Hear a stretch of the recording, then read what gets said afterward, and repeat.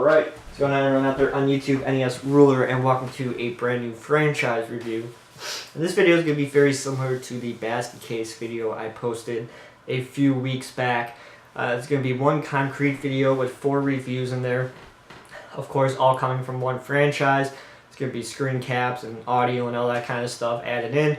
So I hope you guys enjoy. I don't think it's going to be as complex and interesting as the basket case films, simply because these films are kung fu films and there's over-the-top craziness, but I still feel like it's going to be a really fun video. So let's get started. We'll be talking about the American Ninja films, and you can pick these up right now on Blu-ray from Olive Films. And this is just the first 4 films. This does not include the 5th film. We'll see if I actually end up reviewing that. You guys gotta wait and see, but as of now, we're just going to be talking about these 4 films. So let's talk about the first film first, and that is American Ninja from the year 1985. So this is a Canon Films release film. If you guys know what Canon is, probably shouldn't be watching this video, but Canon is basically a low-budget film label from the 1980s and 90s. They made a whole bunch of low-budget horror films, action films, kung fu films, whatever they possibly could make a buck on, they would try and make a film based off of it. If you guys want to learn more about Canon Films, I highly recommend you check out the documentary Electric Boogaloo, which came out a little while ago. It's a really great documentary about everything that has to do with Canon, so including these films, so I highly recommend you check it out. So basically, we have American Ninja. So the film follows Michael Dudikoff's character, Joe. Joe is a mysterious man who has to make a decision in life to either go to jail or enlist in the army, and he decides to go ahead and enlist in the army. And when he arrives to the army base, nobody knows who he is, and he's very mysterious. And one day he gets sent on a job, to take the general's daughter to a house that they own on this island. And when they're driving, they get stopped by this group called the Black Star Order. They're basically just ninjas and a group of henchmen that are controlled by this guy who pretty much owns the entire island, but he's into illegal drug trade and all that fun stuff that you typically see in a bad 1980s and 90s kung fu film. But to be honest, this is not a bad kung fu film. It's actually really well made, actually. You'd be surprised how everything from the camera movement to the editing to the cinematography, everything is actually really well done and not that bad, to be completely honest. I was really surprised because I was thinking, oh, this is going to be just horrible edits and cuts and things like that. I was actually quite surprised to see that the film was actually pieced together in a really well done way. And even during the kung fu scenes, it's not just absolutely edited a million times. You know, it's choreographed in a way that it's well done enough that I didn't really laugh at it. But don't get me wrong, there's some times I really laughed at this film, especially when they tried to make explosions happen and, you know, a car hits a tree and it goes boom, you know what I'm talking about. And those are always the funniest moments of any type of, you know, kung fu action horror films, you know, when something hits a tree or something and they explode, and there's a lot of that in this film, and it's really entertaining. So along Joe's way, he comes around Steve James' character, Curtis, you know from I'm Gonna Get You, Sucker, and he's just a really interesting and fun character as well. We don't learn too much about who he is as a person, but I don't really think that really applies to this kind of film. I mean, we learn more about Joe, but Curtis's character, we really don't learn who he is, where he comes from, what's his background. He's just there to help Joe reveal how corrupt this island is and how part of the army's in the deal of trying to sell weapons to this guy who owns this island, and he's trying to sell them to this big millionaire. So Curtis is basically just a character that's there as a buddy, and as time goes on, we'll see him in the other films as well, and I'll talk about that in a second. So overall, you know, there isn't much more to say about this one. This is a bunch of fighting, kung fu, explosions, guns. It's not too many effects because you can obviously see that they didn't have the money for it, but the effects that happen are extremely hilarious because, you know, they either would stick a fake like spear in somebody's chest and it would go halfway in. You could obviously tell it's freaking just meant to if it's on a pole and the spear's at the end, you know it's meant just to, you know, go in once it hits somebody's spine. It's really hilarious, but you know, there's some effects, but it's not really there. We'll see as the films go on if there's going to be more effects or something like that, but we'll see, so stay tuned to that. Basically, that's it. You'll be surprised that there's actually features on this release. As you guys know about olives, you typically are just bare bones, but we actually got some special features on here. We have a commentary from the director and the director of this film and the director of a featurette that's on here about the making of American Ninja. So we have that. Then we have that featurette that I just talked about, which is like a 22-minute short, you know, documentary about American Ninja, and it has interviews with the director and Michael Dudikoff and some of the other actors and screenwriters. Really interesting. I'm happy Olive finally decided to put a feature on their release. All of these films have releases on features on them, which is really nice. And then we just have the trailer. So at least there's some stuff going on in here, release feature-wise. It's really nice, so I appreciate it. Picture quality, it's quite good, you know, for a Canon film. It looks good. Most of it takes place during the day, so the colors are extremely vibrant and pop. Not as much as some films. I wouldn't say as much as most films, because most films from this time period, especially Canon, don't look very good. But this film, you know, it's vibrant and it has some popping colors and things like that, and the sound is good, so I can't complain with that. Just some dubbing, which is hilarious. You know, I love some dubbing, but overall, there isn't much more to say about American Ninja. So that is my thoughts on the first film in the American Ninja franchise. Stay tuned as we check out these other films, and I'll talk to you guys in a second. See you guys. Michael Dudikoff returns as the American Ninja with Steve James in American Ninja 2, The Confrontation. All right. What's going on, everyone out there? Welcome to part 2 of my American Ninja retrospective, where I check out the first 4 American Ninja films. We'll see if I watch part 5, but we're going to at least watch the first 4 films. I'm sorry if during the first part of the video the Blu-ray was a bit blurry. I unfortunately wasn't in focus. You know, all these wonderful DVDs behind me were, and I wasn't, so I apologize for that. So let's get into it. Let's start with American Ninja 2, The Confrontation, from the year 1987, starring Michael Dudikoff, which is my amazing name pronunciation. As you guys know, I'm the name pronunciation master. I botch everybody's name, and I, of course, botched his name as well, but that's okay. That's just who I am. Returns as Joe Armstrong, and his co-star Steve James, also known as Curtis Jackson, also returns in this film as well. And it's basically the same exact plot from the first film. I'm not joking around. It is literally the same plot, but this time Joe and Curtis are Army Rangers, and they get sent to this Caribbean island. And on this Caribbean island, there is a drug lord named the Lion. He's just like this white guy who wears glasses, typical drug lord character. And the whole island's corrupt. The mayor's corrupt. But the army generals this time aren't actually corrupt. But everybody else on this island is corrupt. And it's basically just Joe and Curtis trying to attempt to take down the drug lord on this island. Very similar to the first film. Literally the same exact plot as the first film. But this time they're not just battling any type of ninjas. They're battling scientifically engineered ninjas, which is strange because they just seem like regular ninjas to me when I was watching the film, but I guess there's something different with them, that they have to be scientifically engineered.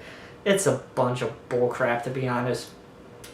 And of course they have to blackmail the scientist who lives on this island who comes up with these ninjas. It's just garbage. But we see Joe and Curtis trying to take down this drug lord, and along the way there's over-the-top kung fu and not as much explosions, but there's some explosions. But this film is definitely far superior from the first film. At least with the first film, it was well choreographed and well made. The screen continuity worked. That's the major issue with this film. The screen continuity is extremely poor. There's stuff where there's fighting left and they end up on the right somehow. It's very messed up. If you guys watch Children of the Corn 2 and you know the scene where the lady goes through the window in the bingo hall, it has a similar type of feel of that. It's very poorly made in that sense. But and the choreography is not as strong as the first film, but it's still edited in an okay way, besides that just small nitpick of the continuity. And Joe Armstrong's still a really interesting character. It's not as developed as the first film, but even in the first film, he's not developed at all. And Curtis Jackson, of course, as I said in my first part, he isn't developed at all. We don't know anything about him. He's just and I wish we still would learn something about him. This is his second film now, and we still learn jack squat about who he is as a person and a character. And I know it's an action and a kung fu film, and there's not going to be that much development, but I wish it was still there. And like I said, once again, no effects, which is what you expect from a Cannon film, but I wish the film tried to do a little bit more like the Death Wish films did.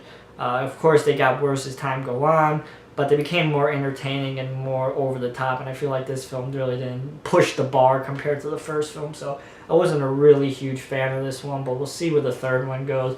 I heard it's even more not over the top and more nonsensical garbage, so I'm not really expecting much, but we'll see. So you have to stay tuned to that. Let's talk about this release. Once again, we have an auto commentary with the director and the guy who directed the featurette on this edition called The American Ninja in Cape Town, which is the same guy who directed the first featurette on the first release. I guess he made a featurette for all these releases, and that's on there again. It's like a 20-minute featurette with interviewing the director, Michael Dudikoff, and Gary Conway.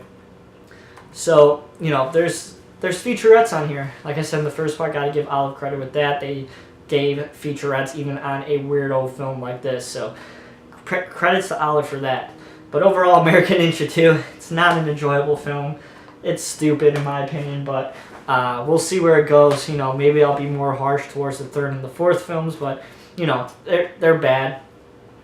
Well, at least this one's bad. And the picture quality is not as strong as the first film. There's some heavy grain throughout the entire film, even during the daytime scenes. Can't really comment on the audio because I'm not that big of an audiophile, but the picture quality isn't as strong as the first film, which is unfortunate, but we'll see where part 3 goes. But as of now, that is American Ninja 2, The Confrontation. Not really for me, but we'll see. So thanks everybody for watching. Stay tuned to the third part in this retrospective of the American Ninja films, and we'll see where it goes. I'm not looking forward to part 3. Haven't heard good things about it, but maybe I'll be surprised. I didn't hear many good things about Basket Case 3, and I actually liked it more than the second part, so we'll see. I'll talk to you guys in a second with the third part in the American Ninja franchise. Talk to you guys in a second. Steve James, Marjo Gortner, and introducing David Bradley as the American Ninja. Now the power is in his hands. American Ninja 3, Blood Hunt. Alright, what's going on right out there on YouTube? NES Ruler. Welcome to part 3 of my American Ninja franchise video. Hope you guys have enjoyed the first 2 parts, because this part is going to get extremely, extremely weird, and it's a bizarre third film in the franchise, but we'll get into that in a second, so let's talk about it. So we have American Ninja 3, Blood Hunt from the year 1989. So this time around, we no longer have Michael Dudikoff as Joe Armstrong in this series. At least in this film, he comes back in the 4th part. But now we have newcomer David Bradley, who was, you guys know, in Cyborg Cop and a bunch of other bizarre action films. So David Bradley comes in, he plays Sean Davidson. He's basically this kung fu expert that basically follows the same character's arc as Joe Armstrong in the first 2 films. His father was killed at a young age. He was raised by this ninja, and that's basically the same plot as the first 2 films, literally. And then the overall plot of this film is basically just a poor man's version of the second film, which is a poor man's version of the first film. So as time goes on, they keep recycling the plots, but they make them worse and worse as time goes on. And what's absolutely hilarious about this film, compared to the first 2 films, is the absolutely horrendously horrible dubbing in this film. And it's so bad that it makes it actually hilariously funny, and I was enjoying it as time went on, especially in the beginning. There's some stuff in the beginning with these 2 kids watching this karate match, and the dubbing is just absolutely horrible. Of course, one of those kids ends up being David Bradley, but the dubbing is just absolutely horrendously terrible because you can tell that it was done by grown-ups who are trying to raise their voices to be higher, to try and act as a little kid, and it's just funny as all hell. And as time goes on, there's more characters who are badly dubbed who don't match up to their age group or even their ethnicity. It's just absolutely just my amazing pronunciation. Just an amazing feat of horrible dubbing. So as David Bradley returns to this brand new island once again, the film takes place on this island. Corruption's going on this island.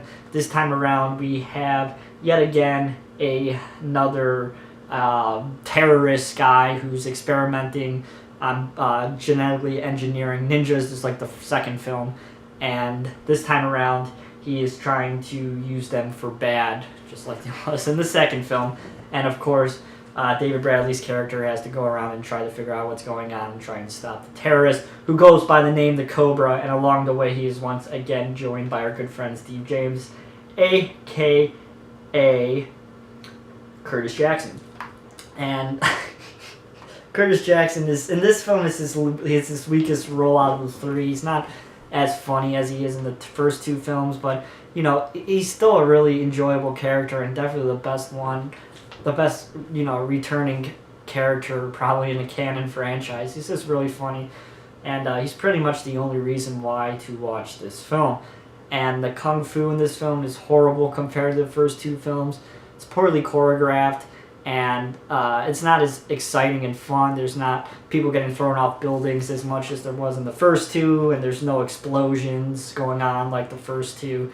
So like I said, each one gets worse, and that's not a bad thing. I mean, they do that in the Death Wish series, but Part 3 is the best sequel in the Death Wish franchise.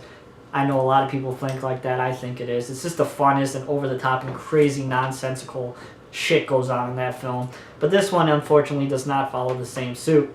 So I can't recommend this one. It's not very good. And there isn't much more to say about it compared to the other two films, which it basically follows the same storyline. This one has a new director, though. I'm not even going to pronounce to say his name and look like a jackass like I have in the past. So I'm not even going to pronounce his name. But he does this film and then he returns for Part 4. But this one, once again, has another featurette on here, which is the making of American Ninja 3. Has the director and the producer and the writer of this film. And unfortunately, Steve James is dead, so he can't do any features, which is unfortunate because he died too young. But that's it, and then we have David Bradley's audition tape and a trailer on here. The picture quality on this one is definitely the worst out of the three films. It's very grainy throughout.